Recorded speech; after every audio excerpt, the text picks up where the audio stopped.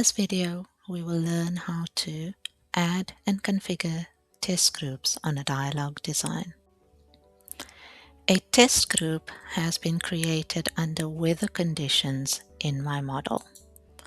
I can either choose to drag the entire attribute weather conditions containing all the attributes therein onto my dialog design, or simply drag the test group weather options onto the dialog. I am choosing to pull the entire attribute called weather conditions that contains all the fields noted under this attribute. With weather conditions added to my dialog design, the first thing I want to do is position where on the dialog I want this field to be visible. Using the down arrow from the vertical toolbar, I'm going to place these fields after the location of the accident.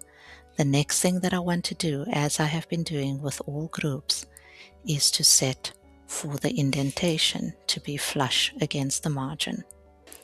Focusing our attention on the test group, we can choose how we want this test group to behave. We can choose to keep it as a drop-down list if there are many items in this test group. Alternatively, if there are fewer items in the test group, we can choose to display them as a radio group, one below the other or side by side.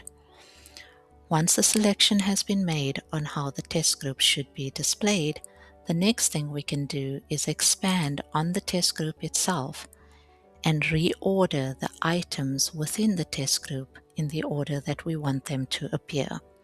In my case, I want the option of Other to appear last on the list. By selecting the option, I can use the down arrow to move this option to appear as the last item on the list. A tip to remove the prompt of a test group is to select the entire prompt of the test group and replace it with a single space. In this way, the heading of the group weather condition displays as the prompt for the options. In this video, we learned how to add and configure test groups on a dialog design.